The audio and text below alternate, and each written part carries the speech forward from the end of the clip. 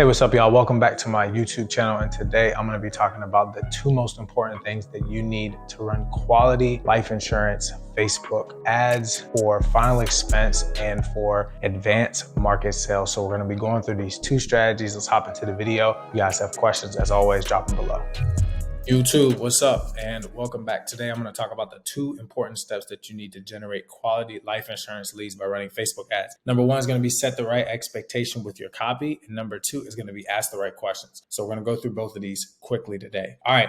So first and foremost, let's talk about final expense. We're going to be talking about final expense in more of an advanced market. So that could be index universal life, whole life, where you're educating people on the cash value component. It can be the infinite banking concept using either whole life or index universal life. It can be an annuity. There are a lot of different things that you can structure. I'm not going to tell you what you need to do. I'm just going to be showing you more of the strategies today. So let's talk about final expense, right? Final expense, we need to set the proper expectations. These are individuals that are 50 to 85. These are individuals that are seeing multiple ads all over the internet. Here's the issue. You all can go to Facebook ads library and look up anybody's ads. We show all of our clients our ads, right? We have nothing to hide. But a lot of these people that you guys are buying leads from, their leads are trash. A lot of these people that are on YouTube that are showing you how to generate leads are showing you how to do it in a manipulative way. And most of you are probably stealing that strategy because there's nobody else out here showing you how to actually do it and get quality people because they want to hide something, right? So what I like to tell people is understand what the client is seeing, understand the process that the client's going through. We're used to selling, right? I spent 3 years as an insurance agent. I've done in-person and virtual. I used to drive around. I was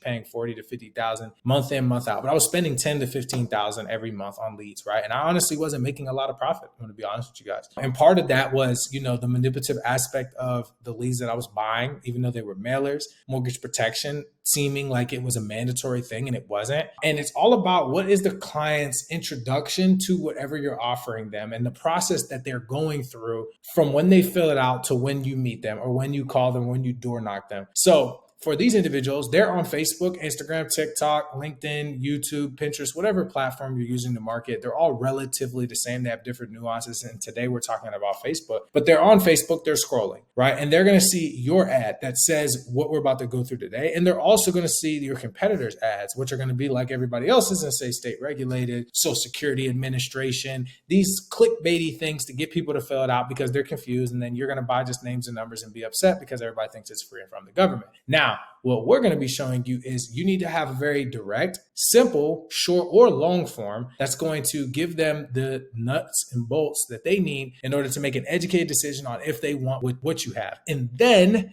you still need to be very intentional with your words. Do not use ad copy like I'm about to show you and then say things like state regulated. They will get confused. They will still think it's free, right? Those manipulative tactics that we learned, right? And by me, I mean a lot of people I used to work with, a lot of different individuals. We had to do that because we didn't know any better, but now you know better, so do better. Okay, so for this, we're going to need to be very descriptive of what's going on because they're going to see our ad and they're going to see these other ads. And if you use any words that are associated with the other ads, they're going to use any reason to get off the phone. Once again, this is still sales, right? So we're already putting ourselves behind the 8 ball if we're doing that. So let's talk about it, right? It needs to be simple because we need to be able to use specific keywords in our introduction on the phone to get these clients to know what it is. And once you get past the intro, as you already know, it's all in your ability, right? But I want to show you guys how to make sure that the intro is crisp and that you guys are able to get through that. So make it simple. You can do short or long form. I prefer short because I don't want them to read a lot. Now,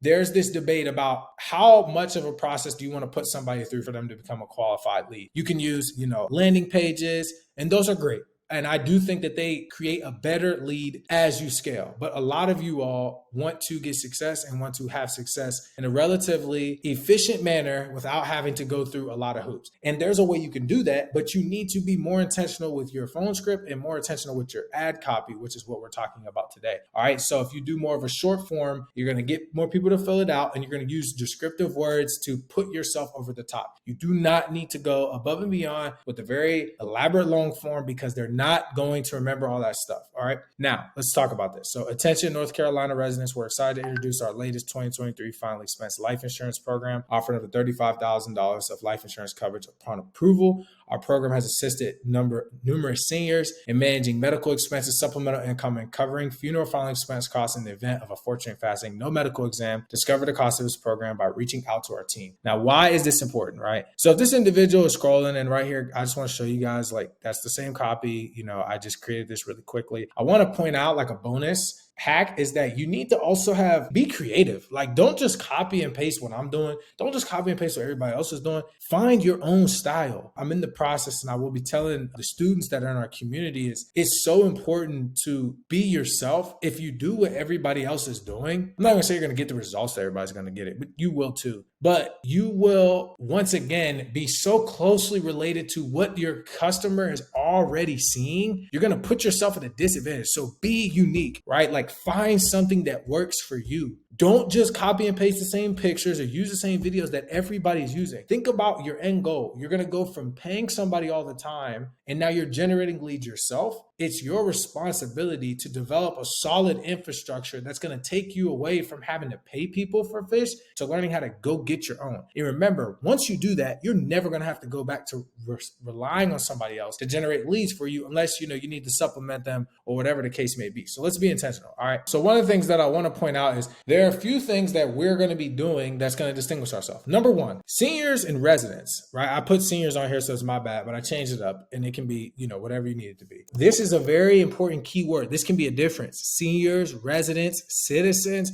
What's going to be your introduction on the phone that's going to make a difference? So when you're calling and you say, hey, John, I'm getting back to you about the request you'd filled out on Facebook. This was for the North Carolina seniors, the North Carolina residents, the North Carolina citizens. There it is. That's already one, right? A lot of people use seniors, not saying you can't, but that's one way you can do it, right? So that's your copy. You're being unique. The next thing is, are you saying funeral and final expense burial coverage? Are you saying final expense programs? Are you saying final expense life insurance program? Because final expense life insurance is a lot different than burial programs. So if you call, or what are you saying on the intro? What are you saying on your ad? Most people are saying burial programs. Some people are saying life insurance. So you're going to say, you're getting back to them about the request they filled out for the North Carolina, whatever it is, let's call it citizens, where we're for the final expense life insurance program. Now you're very direct. Now here's another thing. You can also justify on your intro and your marketing by what value you provide in your ad. Most people do not have anything about supplemental income, medical expenses, unfortunate passing. Like, you could say a lot of things. So if there's a rebuttal, which there will be, no matter how good this is, you're going to say, hey, John, no worries. I know a lot of ads are filled out. This is the ad that my team had put out. This is going to be in regards to the North Carolina Citizens Program. It was talking a little bit about medical expenses, supplemental income. I'm actually a licensed underwriter, and you're going to proceed. Now, this is extremely important because you need to understand that these individuals remember keywords. They don't remember the entire thing. So if you try to do the opposite of this, which is, well, Trey was talking about in this video, I'm just going to go ahead and recite everything. That also is not going to work because you are now asking them to remember too much. Remember, one of the keys that I have up here, right, is make it simple. Make it simple. Make it simple. Make it simple. So these are all important things that you need to understand before you actually go into it, is making the form really simple in terms of the copy, because it's your job to distinguish yourself from others. Don't be like everybody else. Distinguish yourself. All right. So that's one. Now, next is going to be advanced market, right? So for these individuals right now we're talking about people anywhere from 20 all the way up to 50. I don't like going above 50, y'all. Just a little hack for you guys. If you guys haven't watched the video on how to generate index universal life insurance leads or advanced market leads, please check that out. But you all need to know that the age demographic is so important because you can't target people based on health. And if you want to get more qualified leads that can actually get approved for these advanced market life insurance based products that require either a medical exam or they're simplified issue, but they still have to go through specific questions that will trigger prescriptions, etc. You need to be deliberate in the age, because the age, although they can still be in a health, in a disadvantaged health situation, they are more inclined to not be in that disadvantaged health situation if they're younger. Just more inclined. Doesn't mean that they won't be. We're just going to take a safe bet and say that John, who's 32, has less likelihood of having numerous prescriptions that would get him disqualified than John that's 52 or 62. That would just be my safe assumption. So I do want to talk about that. And what I mean by make it accessible is actually make it something that they can have. Because think about yourself. Like I think about myself. If I didn't know anything about life insurance, I've heard either through the grapevine or through people talking about it. I know a lot of people in all other fields have heard something about like leveraging life insurance, right? That is a conceptual thing that most people who you would be targeting, right? Individuals that are around people who are making a little bit more money, relatively speaking, they're having higher level conversations about what to do with that money once they make it. They understand that there is something to leveraging life insurance as an asset. And you are now presenting them with something that's now accessible, which seems like a conversation they had heard or saw a video or somebody had mentioned it online, or they just heard, somebody with millions and millions of dollars doing that as well. They're now seeing this ad and it feels accessible to them. So you need to understand the mindset of the person that we're marketing to and make it accessible to them. And by that, I mean, they're going to be ready to take action. Like it doesn't take a lot to get these individuals because most of them have probably either heard of this or they're already semi-interested because they have money, right? Based on how you're targeting. And once again, go watch that video to see how to target them, what to look for, etc. Based on how you're targeting them and who's filling the form out, you need to understand that these individuals have money. They just need to figure out what to do with it. And now you show them an ad that's like, oh, snap, I have, X amount of money in my savings. I don't know anything to do with it. I've heard of this. Let me fill this out. And you'd be surprised at how many people fill this out and how many leads you're able to get, right? So an example is, and I like doing the more secretive style, depending on what's going on, right? I'll cover the wealth building secrets of the elite. I'm not going to read this whole thing. Wealthy grow their assets, advanced market through annuities, index universal life, invest like a pro, etc. And guys, all I did for this is Chat GPT, go in, base it off of like what you like to sell. You're an IUL, you're an annuity person. Do you like leveraging a whole life coverage, for interest and for the cash to grow over time? Like, what do you like to do? Put that in there. Say, write me in a Facebook ad copy that's descriptive or whatever you want it to say. And it will spit you out a bunch of different versions and edit and re-edit it until you figure out something that works for you. The same thing applies. Don't just copy and paste this. Use this as a template, but don't just copy and paste this. Go find your own style, figure out what works for you, and then go from there. So what does this actually look like? Once again, when we go into our ads, you're going to see here that, we have the same thing. I like using videos for this crowd. It's just really simple and straightforward. A lot of people can relate to it. It's quick. A lot of people don't have time to read a lot. Once again, I'm still more of a short form guy all around. I just think about myself, especially with these. I think about myself. If I'm on Instagram and I see something that's cool, I don't want to read something that's super long, right? Even the people I love and care about, if they post something really, really long on Instagram, I'm more than likely not going to read the whole thing. Unless it's like my mom or my wife or somebody like that. So keep in mind, I want you all to understand the psychology of the people that we're talking to. It's not just about copy and pasting what I'm talking about or buying a course. Like none of that matters if you don't actually understand what you're doing and why you're doing what you're doing and why some things work and other things don't. You have to be able to identify where you can pivot and make adjustments. So, right, that's going to be the breakdown of that. Now, the next thing, and in my opinion, this to me is probably more, I would say more, they're about even, but it's just as important. I don't think there's one or another that is more heavily influenced. I will say you could get away with a decent ad copy, but if you have fire questions after they click learn more, you're setting yourself up for success. And if you have less than qualified questions after they fill out the form, you're setting yourself up for failure. All right, so what do I mean by that? So for final expense and for the advanced market, let's talk about difference. For final expense, you want to be direct with these questions. And by questions, for you all that's asking, I mean that on the actual form, right? So let's say that I'm creating a form. I'm not going to go through and do all this. I'm just going to go to questions. This is what I'm talking about, right? So pre-fill questions, let's start there. This is just for both of them. I like doing first name and last name. I don't like just doing full name, right? Because it gives you a little bit more life. The other things I like to do is obviously phone number, street address, city, state. If you're doing virtual, you don't need all of them. Remember, the less questions you ask, typically the lead cost is a little bit lower. So you need to be strategic, not asking too many questions, but not asking so few questions that you don't get enough information to give yourself an advantage, right? Demographic questions. I don't ask I don't ask gender. You could do date of birth. I don't do job title or work email. I just thought about this. You could do a work phone number. That might be unique. And that's just me thinking off the top of my head. That actually could be good. If you put phone number and work phone number, that actually might not be bad. But it might just autofill. So I don't know. I've never tried that, y'all. So maybe you shouldn't do that. But once again, if you do full name, you can't do first and last name. You got to do one or the other. Contact fields are good. Demographic, I just do date of birth. So, depending on what you're doing, You want to do that. Now, here's how I look at the questions, and then I'm going to go into what you need to understand. Multiple choice, in my opinion, is going to be a little bit more all around. You can do that on either lead, either any type, doesn't matter. Short answer is going to be final expense. You want to probably do one. I wouldn't do two. You can, and it's not bad. We do two, but you need to be deliberate with your questions if you're going to do two. I probably would not do two if I was dialing my own leads. That's literally just me, but I'm a different type of seller. So I would just say, do what you think is best based on your thing. So I would definitely do a short answer though for final expense. And I'm gonna explain why. I don't do conditional appointment quests. And I do like multiple choice. I'm not the hugest fan of multiple choice for final expense for the reason I'm about to explain. So for final expense, you need to be direct. All right.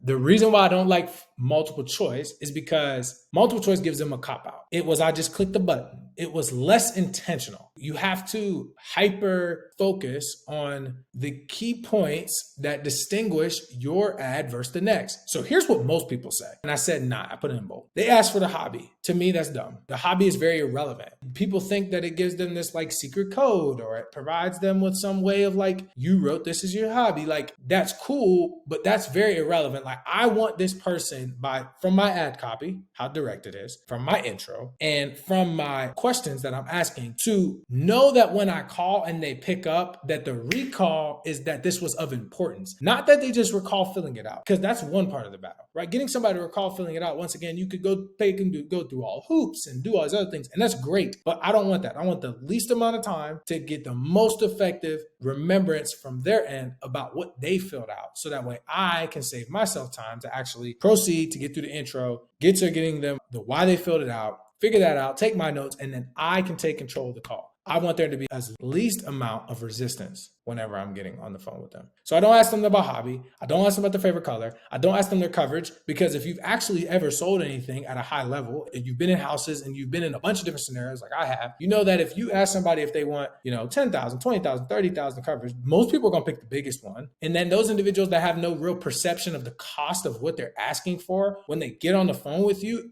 if they do remember recalling, so you could do everything right, but ask this question, and now you're at a disadvantage because they expect to be able to get a certain amount of coverage for X price. And now they're upset because they had a preconceived notion of what the price was and you didn't even get to pitch it to them. And now they're mad and they're like, okay, cool, hang up. It puts you at a disadvantage. Just do your job. And when you get to that point, explain the value and offer them 3 to 4 different options, or 2 to 3 different options, depending on how you close, right? And you'll go from there and provide value. Don't just have the numbers out there, because you lose all the value off the jump. Like, oh, it's 30,000, I can get 30,000 numbers, cool. I like focusing on beneficiary and getting a quality phone number. Now, phone number is tricky because Meta's always coming out with, policies about you can't double ask phone number. You can't say this, you can't say that. So you're going to need to play around. I'm not going to lie. You are going to need to play around. You need to say best method to reach you at, best time to reach you at. And I don't even really like that one, to be honest. It is a one you could throw in there as a multiple choice. But once again, I try to stay away from multiple choice for final expense because I want the recall to be there, right? So you could do, I would say no more than 2 questions